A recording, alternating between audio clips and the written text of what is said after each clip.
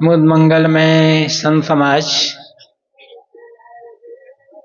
धर्मानुरागी सज्जनों,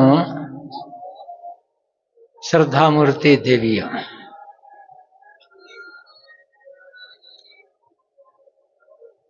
कुंभ मेला कब से शुरू हुआ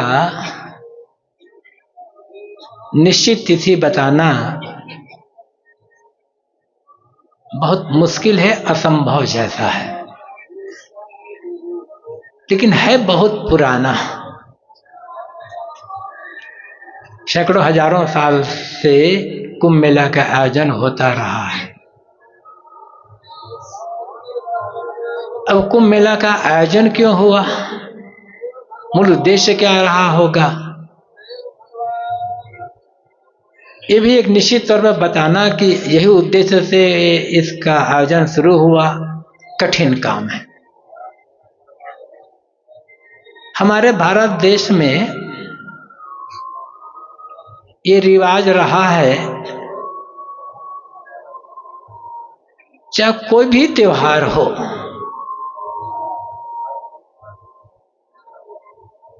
त्योहार किस उद्देश्य से शुरू हुआ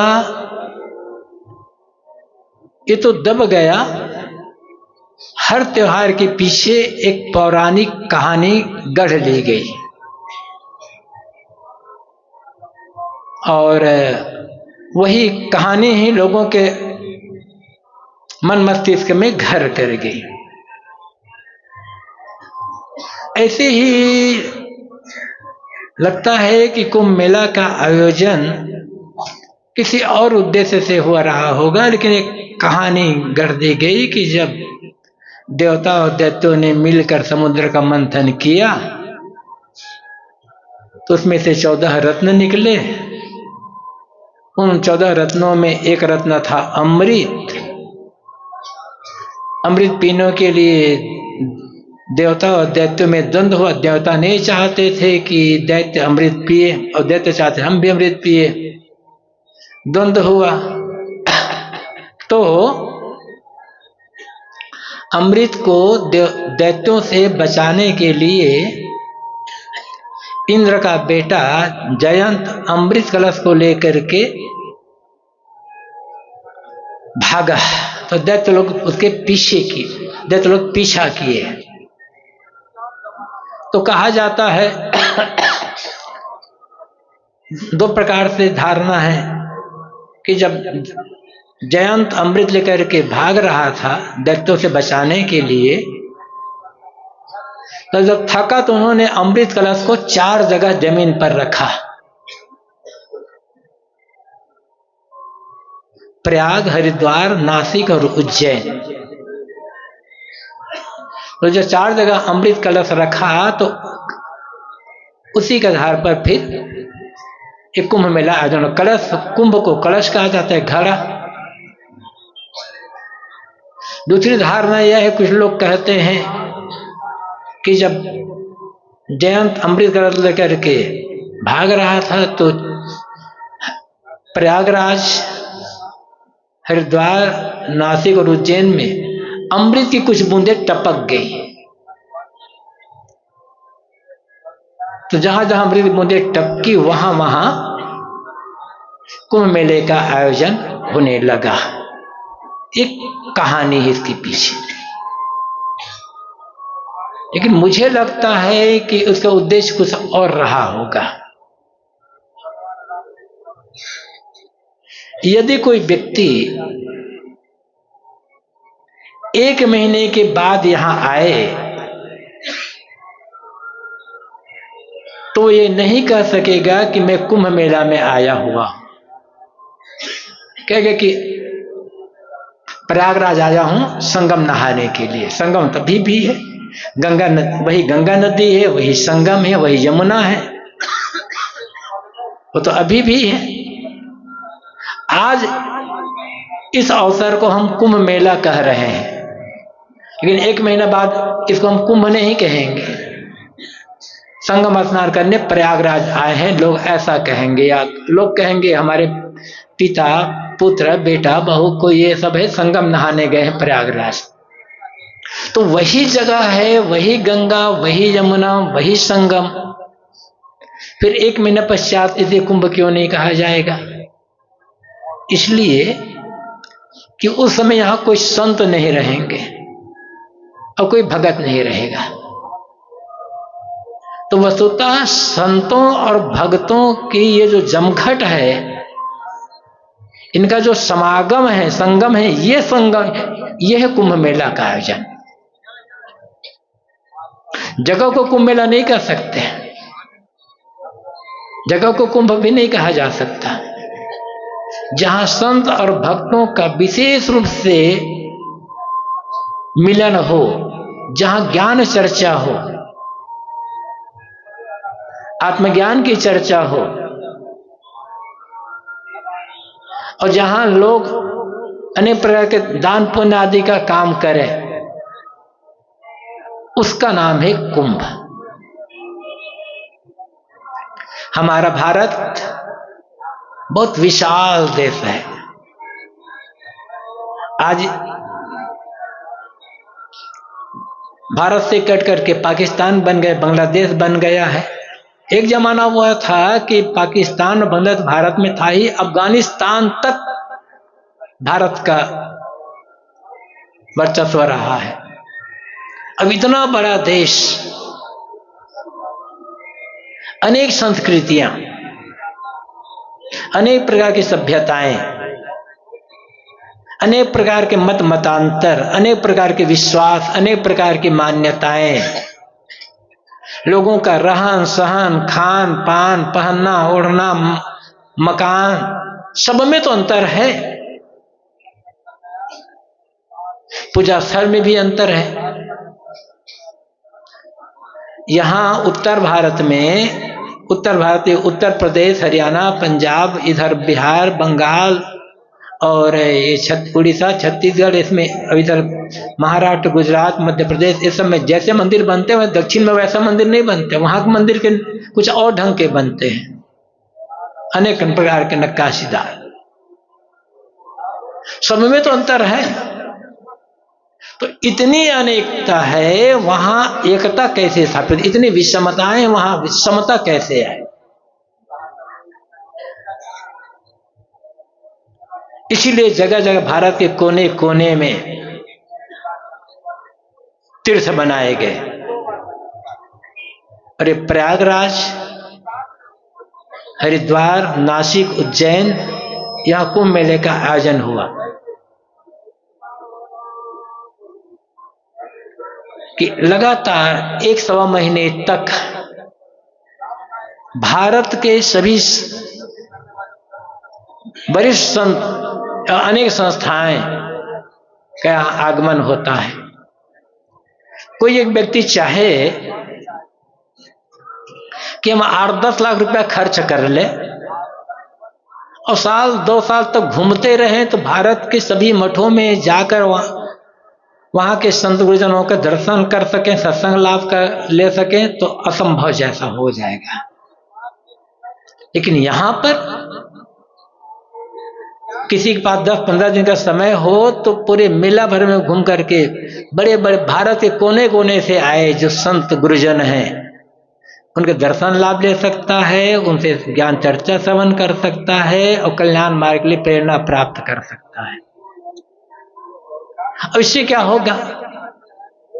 ये तो हो गया ही। तो भारत के कोने कोने से यहां लोग आएंगे और साथ साथ रहेंगे, तो एक दूसरे की भाषा, एक दूसरे की बोली, एक दूसरे के खान पान, एक दूसरे के रहन सहन, एक दूसरे की संस्कृति सभ्यता, इस सब का आदान प्रदान होगा, विचारों का आदान प्रदान होगा, मेल मिलाप की भावना बढ़ेगी, राष्ट्रीय भावना बढ़ेगी, देश प्रेम बढ़ेगा। ये लगेगा कि इतना विशाल देश होते हुए भी इस अनेकता में हम सब एक हैं। ये संदेश देने के लिए इसका आयोजन हो रहा होगा। आज भी देखें, इधर आप चले जाएंगे गंगा किनारे किनारे कई जगह, यहां से उधर तक लंबे तक कल्पवासियों के टेंट लगे हुए हैं। अब ये कल्पवासी पुष पूर्णिमा से माघ पूर्णिमा तक 1 महीना तक यहाँ निवास करते हैं लगातार। उनके घर के लोग भले आते जाते रहेंगे, लेकिन जो कल्पवास के लिए आते हैं वो पूरा 1 महीना निवास करते हैं। मैंने सुना है, देखा तो नहीं है मैंने, लेकिन सुना है कि कल्पवास करने वाले लोग खुद अपना बनाया खाते हैं, किसी दूसरे का दिया हुआ भोजन नहीं खाते, और उसके साथ साथ दान आदि की भी करते हैं, कथा श्रवण करते हैं। तो जब 1 महीने तक लगातार रहेंगे विभिन्न क्षेत्र के लोग परस्पर, तो मेल मिलाप होगा ही, सेवा सहयोग की भावना बढ़ेगी, एकता बढ़ेगी। इसीलिए लगता है कि इस उद्देश्य को लेकर इस कुंभ मेले का आयोजन हुआ रहा होगा। और धीरे धीरे धीरे फिर इसके पीछे एक कहानी जोड़ दी गई।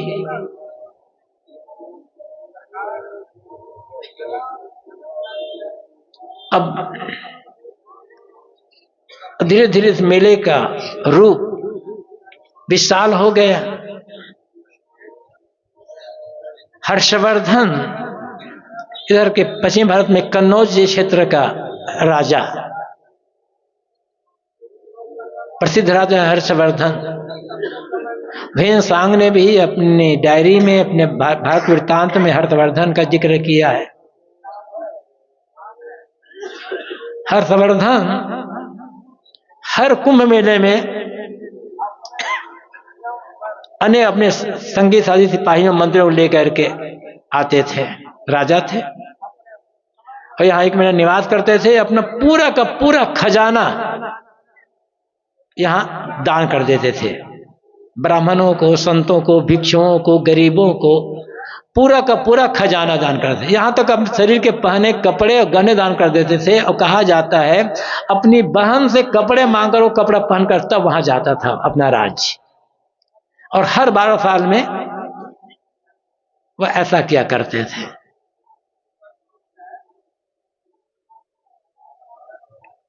हर्षवर्धन को हुए भी काफी समय हो गए।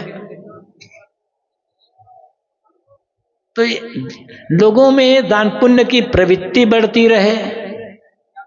अब 1 महीना कल्पवास करते हैं तो फिर तपस्या की भावना बढ़े। ठंडी महीने में यहाँ रहना कोई थोड़ी शरीर में सहनशीलता बढ़े, और सत्संग लाभ ले सके, लेकर ज्ञान प्राप्त करके कल्याण मार्ग में चल सके। इन उद्देश्यों से कुंभ मेला का आयोजन शुरू हुआ हो रहा होगा। और आप तो देखते हैं कि यहाँ पर भारत के सभी मूर्धन शीर्षस्थानी संत गुरुजनों का आगमन होता है, सत्संग कथा होती है। रही बात कबीर पंथ में कुंभ मेले का आयोजन, कबीर पंथियों की ओर से कुंभ मेले का आयोजन पहला कैंप, जैसे मैंने सुना है उसके साथ कह सकता हूं, लहरतारा के पूज्य श्रद्धेय संत श्री उदित नाम साहब ने शुरू किया है। उसके पश्चात श्री ज्ञान साहब जी के गुरु श्री तपसी साहब जिन्हें हम निष्पक्ष साहब कहते हैं, उन्होंने शुरू किया। फिर धीरे धीरे धीरे अब आज तो 50 संस्थाओं के कैंप लगे हैं कबीर पंथ के।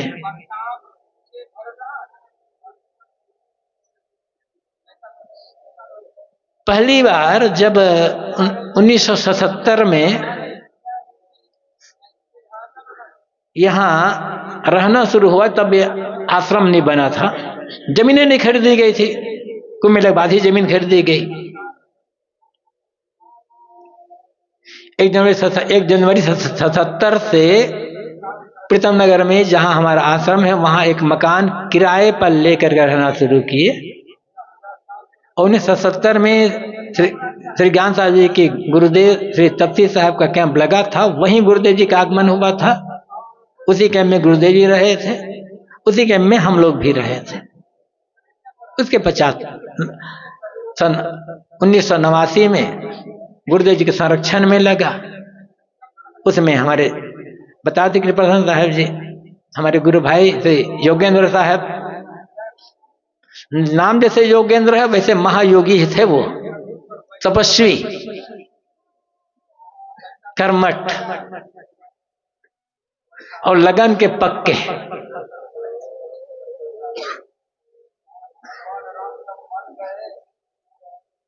गुरुदेव जी के संरक्षण और योगेंद्र साहब और अन्य उसमें गुरुबोध साहब जी थे, परीक्षा साहब जी थे और बहुत से लोग थे। इस सब के अगुवाई में कुंभ मेला हुआ और बहुत बढ़िया अच्छे ढंग से हुआ था।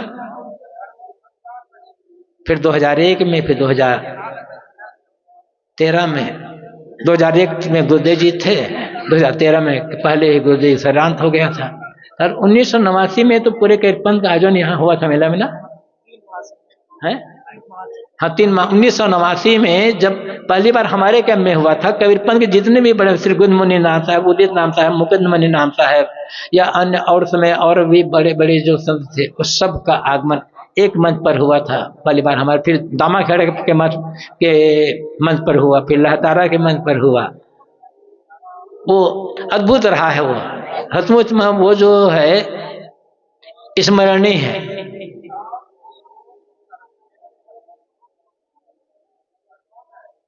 फिर इस प्रकार से ये हुआ। अब की बात जब लगाने की बात आई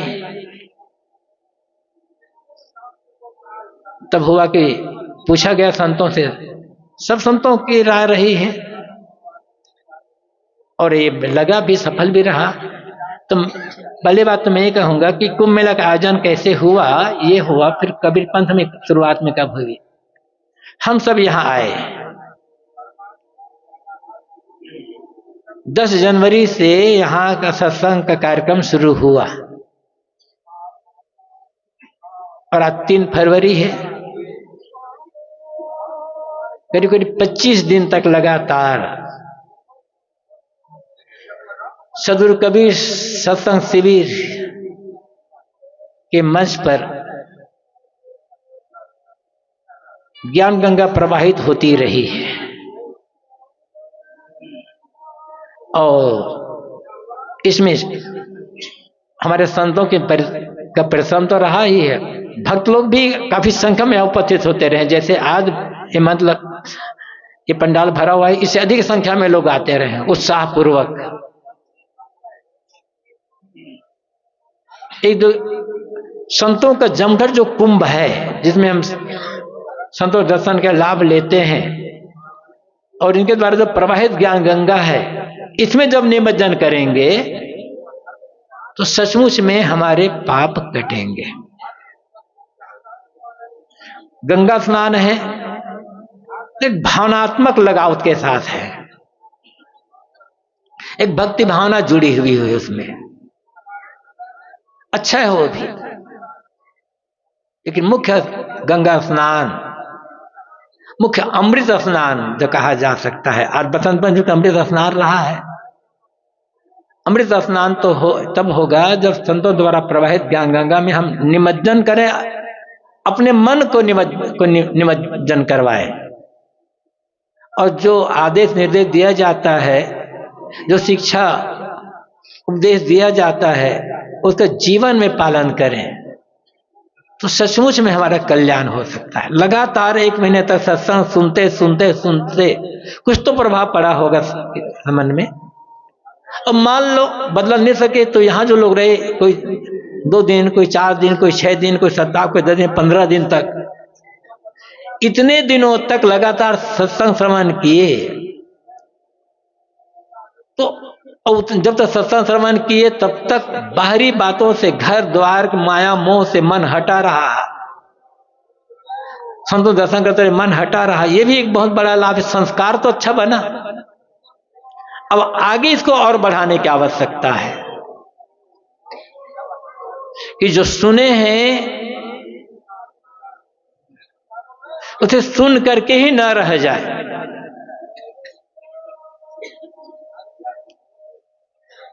वैसे कहा यह गया है, वह सुनो जो औरों को सुना सको। तो सत्संग में जो हम बातें सुनते हैं उन बातों को औरों को सुना सकते हैं। और साहब ने कहा है कि जैसा सुनोगे वैसा हो जाओगे। जैसा ऐसा आपने कहा, सोई कहता सोई हो, जैसा कहा जाएगा, जैसा सुना जाएगा, धीरे धीरे धीरे धीरे हमारा जीवन वैसा बन जाएगा। कहा जाता है कि भृंगी कीट रहो लहलाई। कहावत है कि भृंगी कीड़ा दूसरे कीड़े को पकड़कर अपनी बिल पर लाता है और अपनी आवाज सुना सुना करके उसे अपने जैसा ही बना लेता है।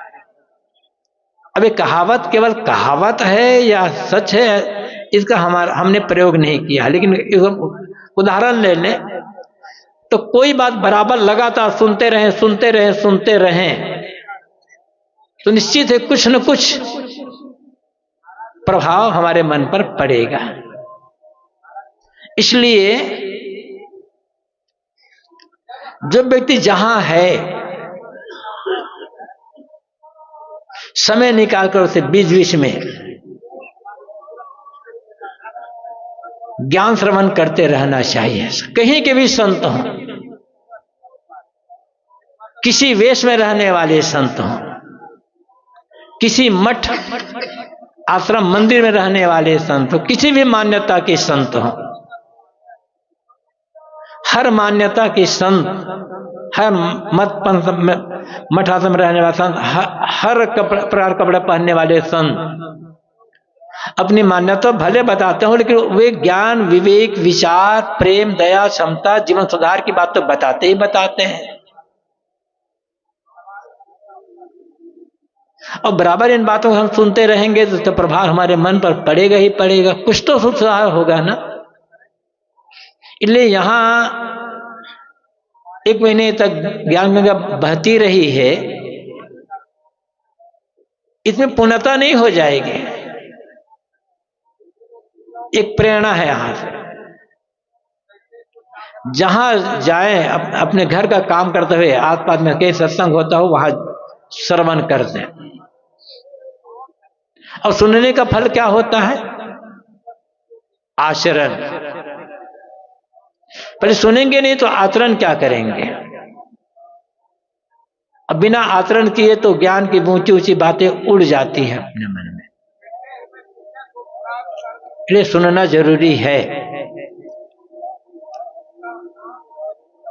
और फिर जो सुने उसका मनन करे, क्योंकि मनन के पश्चात ही आचरण हो, पश्चात ही आचरण में आएगा।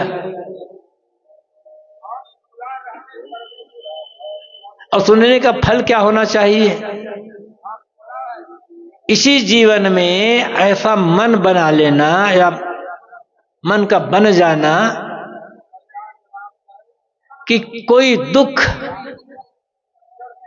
हमारे मन को स्पर्श न करने पाए,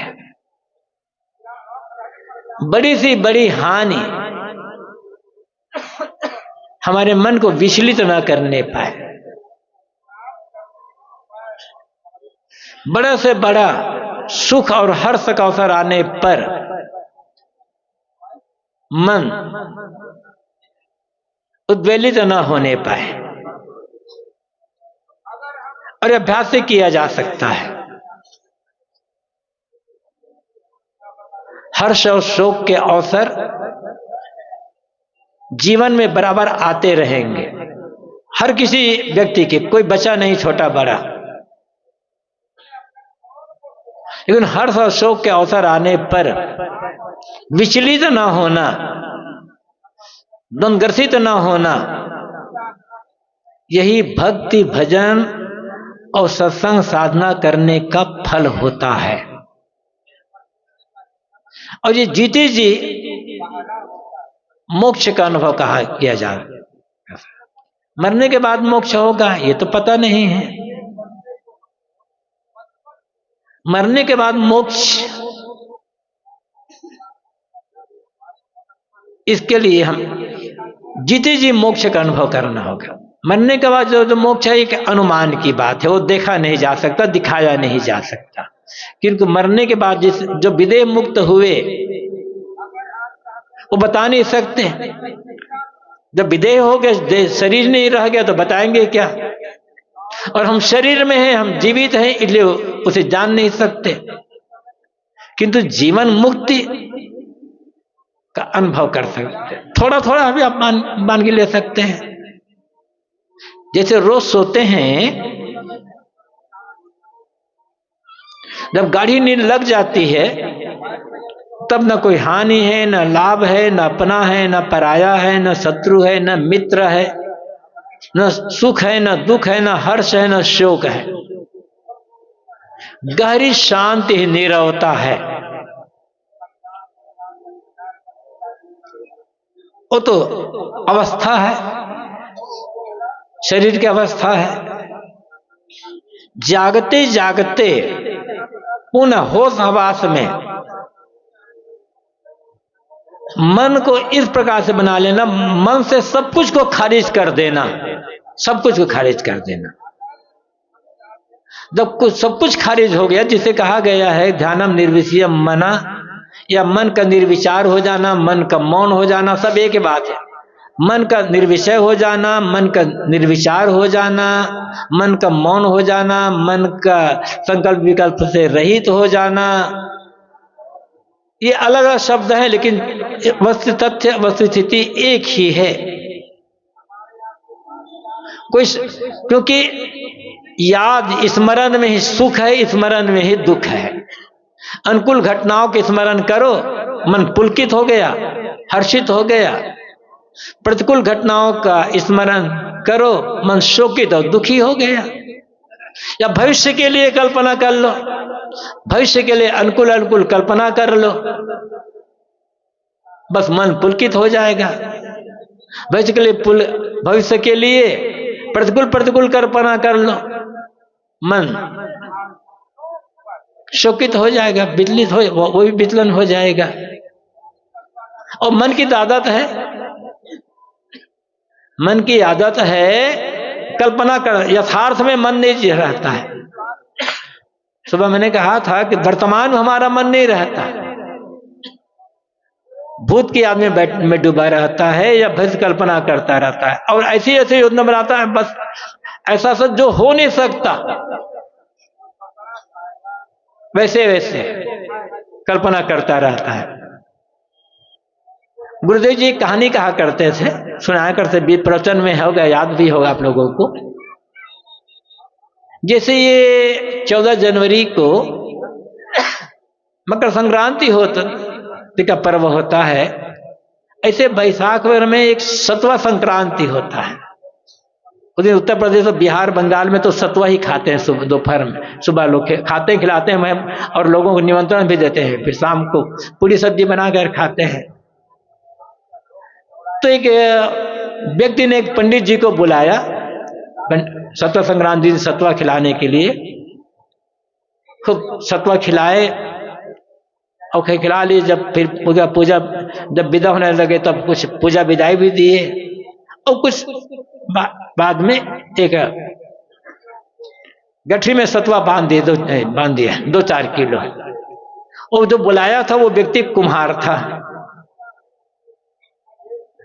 तो दोपहर का समय हो गया, बैसाख महीना, गर्मी का दिन, दोपहर का समय, तो पूजा विदाई हो गई, सब सतवा बांध दिया, सब कहा अब गर्मी में कहाँ जाए पंडित जी। तो कहा भैया, कुम्हार ने कहा ये विश्राम कर ले। कुम्हार का घर पहले कच्चा मकान, कहीं जगह थी नहीं, तो घड़ा बना करके, मिट्टी के घड़े बना कच्चे घड़े बना करके कुम्हार ने कमरे में रखा था, काफी इकट्ठा, एक पर दूसरे पर काफी। वहीं पर थोड़ी सी जगह बची थी। कहा, कुम्हार ने कहा, पंडित जी यही आराम कर लीजिए, जब थोड़ा सा थोड़ी गर्मी कम हो जाए तब आप जाइए। पंडित जी का ठीक है भाई। पंडित जी वहां लेट गए। फिर पंडित जी सोचने लगे, इतना सतवा इन्होंने दे दिया है, ये सतवा को मैं क्या करूंगा, थोड़ा सा खाऊंगा। कहा कि बाकी सतवा को बेच दूंगा।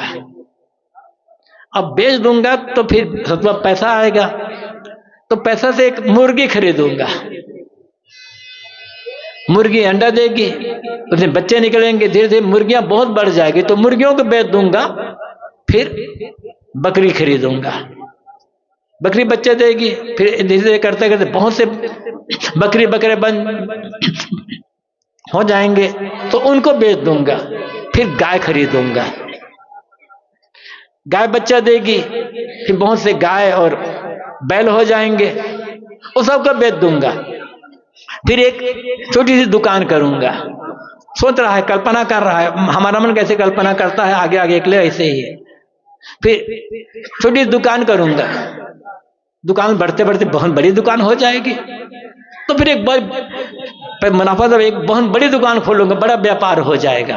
अब बड़ा व्यापार हो जाएगा तो खूब पैसा आ जाएगा, बड़ा बड़ा सा मकान बनाऊंगा, बड़ी दुकान से बड़ा मकान बनाऊंगा, तो लड़की वाले आएंगे मुझे मेरे पास अपनी लड़की शादी करने के लिए, तो किसी एक अच्छी लड़की से शादी करूंगा।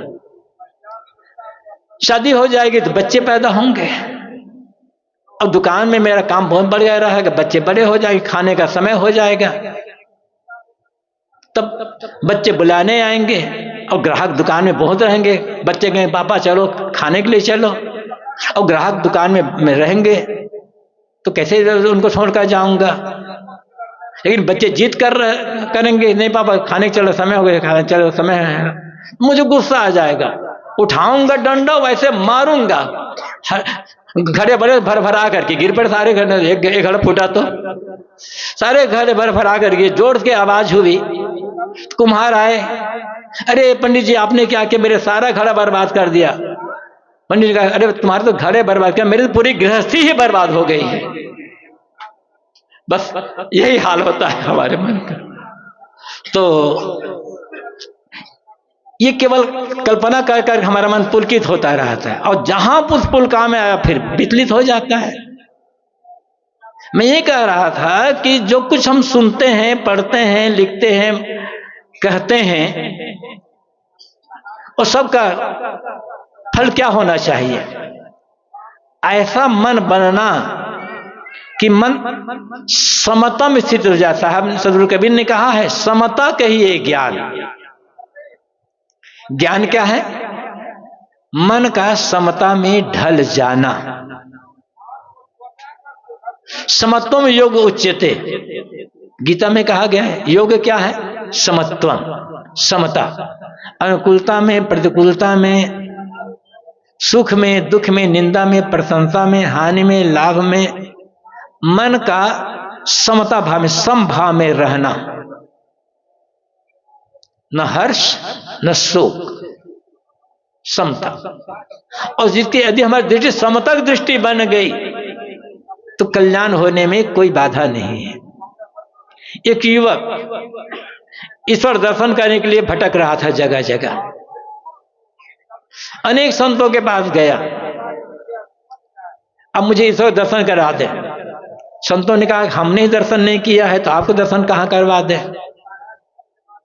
भटकते भटकते एक संत के पास पहुंचे, कहा कि मैं बहुत भटक रहा हूं ईश्वर दर्शन के लिए, कहा आप मुझे ईश्वर दर्शन करवा सकते हैं? कहा आप जरूर करवा सकता हूं, लेकिन ये बाहरी जो आंखें तुम्हारी है, इन आंखों से ऐसे ईश्वर दर्शन नहीं होगा। तब कैसे होगा? जब ये दोनों आंखों को बंद कर लोगे और जो तीसरा नेत्र खुलेगा तो तीसरे नेत्र से भगवान दर्शन होगा, ईश्वर दर्शन होगा। तो उस युवक ने एक साफा रखा था, लपेट कर दोनों आंखों पे से पट्टी बांध लिया और कहा लीजिए मैंने अपने आंखों पर पट्टी बांध लिया, अब तीसरा नेत्र खोलने की युक्ति बताया। महात्मा ने कहा ये आंख नहीं, इन आंखों बंद करने की जरूरत नहीं है। हम दुनिया को किससे देखते हैं? किन नेत्रों से देखते हैं? जो दिखाई पड़ता है ना, किसी में राग होता है, किसी में द्वेष होता है। या तो हम किसी मनुष्य को, किसी प्राणी को, किसी पदार्थ को राग की दृष्टि से देखते हैं, और जहां राग की दृष्टि से देखेंगे विषमता आएगी। हम किसी व्यक्ति को, किसी वस्तु को, किसी प्राणी को द्वेष की दृष्टि से देखते हैं, और द्वेष की दृष्टि से देखेंगे तो विषमता आएगी और बंधन बनेगा। राग की दृष्टि से देखेंगे तो बंधन बनेगा, द्वेष की दृष्टि से देखेंगे तो बंधन बनेगा।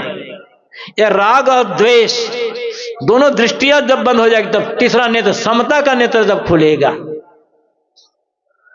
तब भगवान दर्शन होगा। मतलब भगवान दर्शन क्या है? आत्म साक्षात्कार होना ही भगवान दर्शन करना होगा।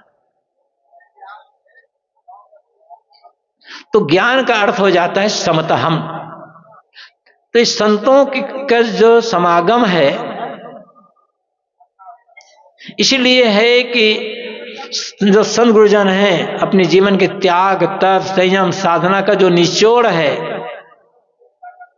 उनके हृदय रूपी कुंभ में वो जो अमृत भरा हुआ है, उनकी साधना में जीवन का निचोड़ रूपी अमृत वो उड़े रहेंगे और उस अमृत का हम पान करेंगे तो सचमुच में हमारा मोक्ष होने में देरी नहीं होगी। इसी के लिए आयोजन है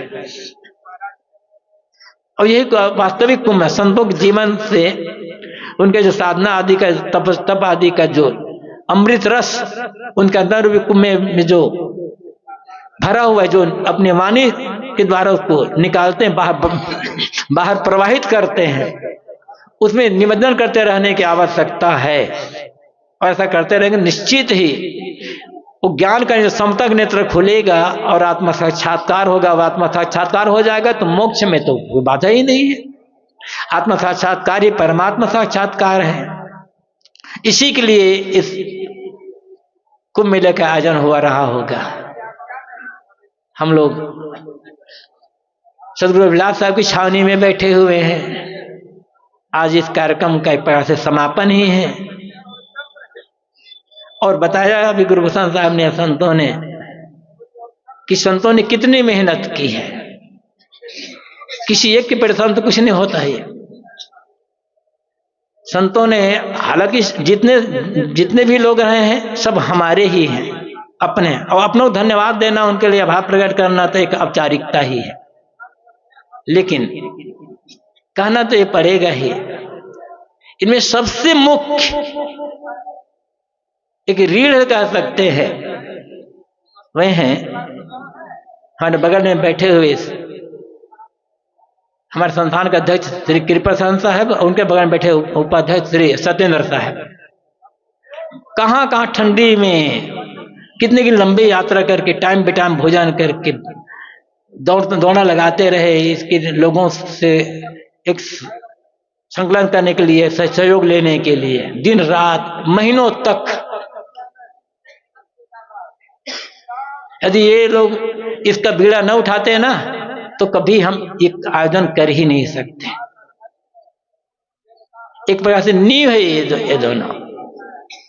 फिर उसके साथ साथ अन्य संत भी रहे। अन्य संतों में जो इन दोनों के अलावा जो सबसे अधिक मेहनत की है वो है हमारे संत श्री पुनीत साहब, तो छत्तीसगढ़ से ही आए हुए हैं, यहाँ होंगे। उन्होंने बहुत मेहनत किया।